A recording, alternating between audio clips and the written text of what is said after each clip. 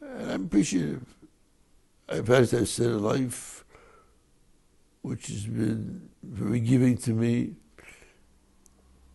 People in all kinds of capacities I was interactive with, provided with many opportunities. If I credit myself with anything, it's number one, having understood the opportunities, and number two, carpe diem, seize the day, not the day in sensual terms, but the day in spiritual terms. He's a Torah scholar of renown. He combines the traits of leadership that we so look for, which is courage and humility. And at the same time, he has based his own personal hashkafa and worldview on so much of what he learned from the Rav Zatzal that so many of us look to him as the next step in understanding the world through the prism of Torah and through the prism of Torah values. I've always been very fond of him as a human being, in addition to viewing with great admiration his intellectual and halachic pursuits. Very much like his father-in-law, he represents Torah Amada, and he's not ashamed to say it in public. And at the same time, he's very strong in his opinions, which is the way it should be, because he speaks with authority. And I think it was either 1952 or 1953, and I walked in, and there was this, I think he was all of 16 years old. And he had come from Yeshiva Somcha in Berlin. And someone pointed him out, and he said to me, "That's a phenom right there. He has an unbelievable mind. Everybody says that he's the future." I looked at him, and he was a very modest-looking young man. And the truth of the matter is, the person who told it to me didn't exaggerate at all. The result was that over a period of years, that not only was he the Rav's Talmud, but he also, in a very real sense, was the heir apparent to the Rav's approach and to learning and to his level of scholarship. He started as my father's assistant, and then he was a professor at Stern College, which is very much part of YU, and I think it was a very important part of his life. Then he became the head of the Kollel, which met at night only. And then he got a daily share, and then he had two of them together.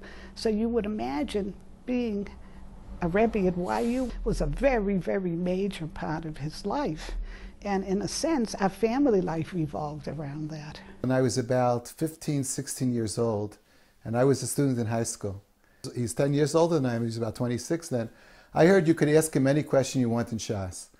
So I was 15, 16, I asked him a question about a certain Rambam. And his response to me was, it's a very difficult Rambam, but the Rambam changed his mind. So I said, oh, that's amazing, I didn't know that. How would he know that?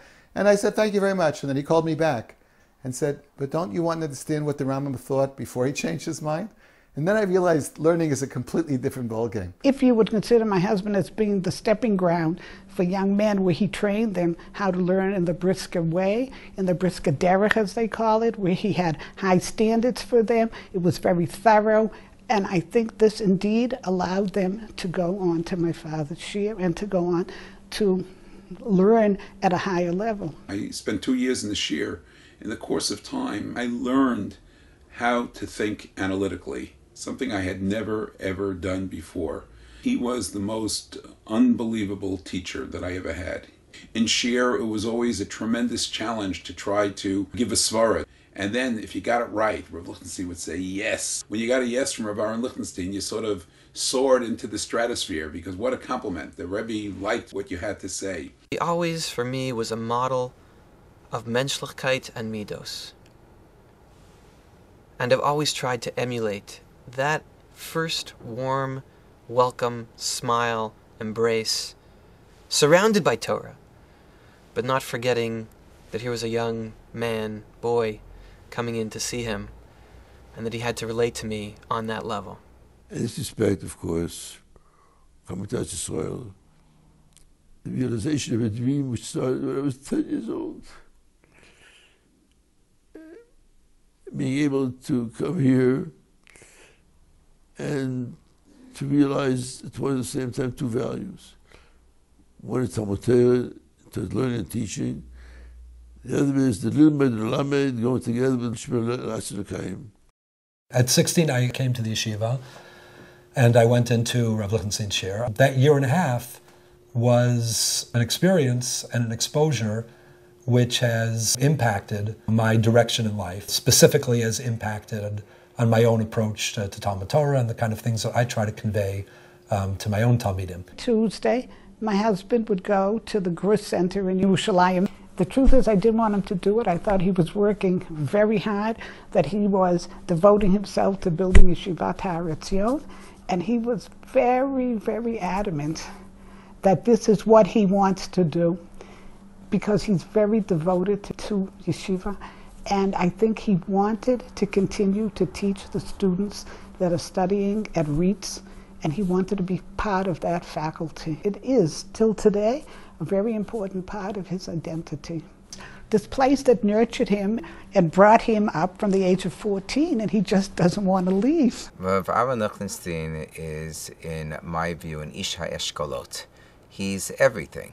He's a person of Torah erudition. He is a person of tremendous compassion, tremendous sensitivity.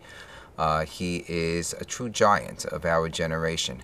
I think the greatness of Rav Lichtenstein is that he's an individual who is a true role model, not only in his commitment and passion in his service to God, but in his commitment and passion to help humanity.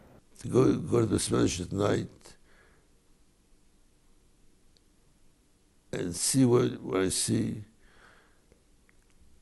I'm reminded of the lines in Hamlet, but inverted. It was to me that I've seen what I've seen. If I say Joyce, to me I've seen what I've seen.